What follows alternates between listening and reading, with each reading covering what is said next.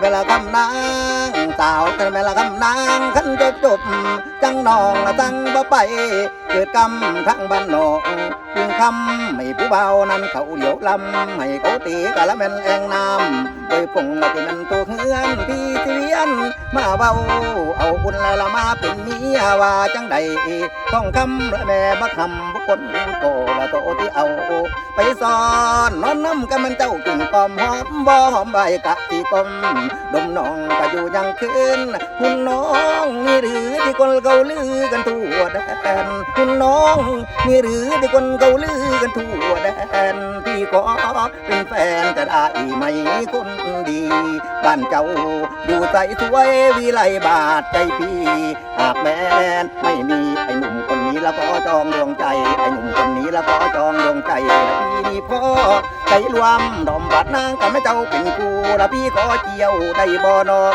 ก็ตอนละพี่ได้บ่หนูหรือเบ้าสู้ตั้งบ้านคือปากไก่ก็ไม่ไว้กับกาละคือไม้นาน้ำบ่งฝนตกลงไว้น้ำบ่อแกนไม้แป้นด้วยได้แต่งหางแต่งหางผู้แต่งหางแต่งหางปลาตังไอ้ที่บ่มีไว้ตอนเล่นนี่นางนาเล่นนี่นางนาพี่รักเจ้ามาแต่โดดแล้วละพี่รักเจ้ามาแต่โดดแล้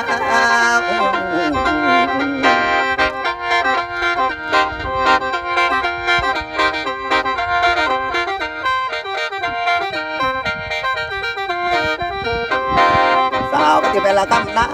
งสาวก็จะแม่นคำนางจังว่าเมื่อน้ำบ่อเมื่อน้ำก็จะแม่นไอบ่อละคันที่เมื่อน้ำไข่กินก้อยเป็นเหล่าบ่อบ้านพี่กินกะละแม่นบักคอต่างเขาก็จะแม่นตุลางทั้งบ้านพี่มันแอกยามือแรงแกงคุดกียามือแรงแกงคุดกีมีแต่เกียดตะละน้ออีโมมไปผมก็จะแม่นต้นง่ายเลี้ยวไปทางสายทรง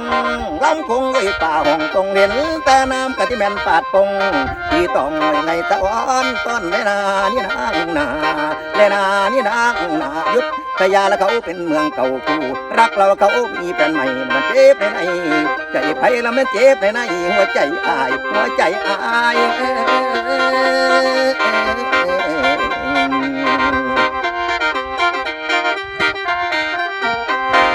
สาวที่เวลาคำนางสาวที่เวลาคำนางทันที่เกิดจะน้อยจนแก่กับเป็น60 ปีแล้วบ่ทันเห็นของกินดี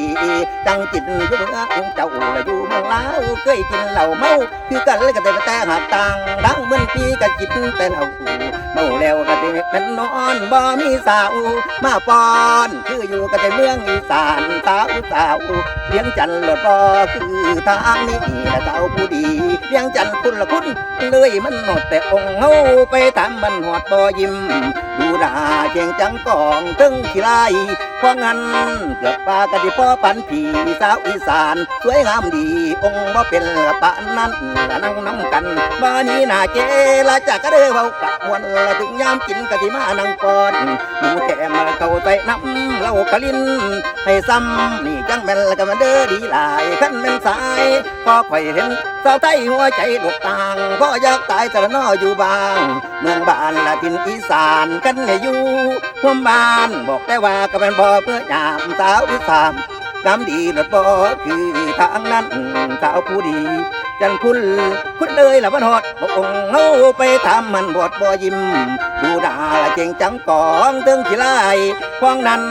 เกือบปากะมันป้อปันผีสาวอีสานสวยงามดีองบ่เป็นกับปานนั้นละนั่งนำกันบ่ดีน่าเจละจากเด้อเบากะมวนละถึงยามกินละที่มานั่งปอนหมูแจมละเขาใส่น้ำเล่ากะลิ้น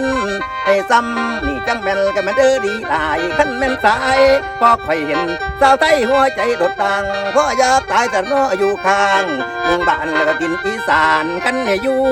ร่วมบ้านบอกแต่ว่ากันบ่เมื่อยามตายก็ตาม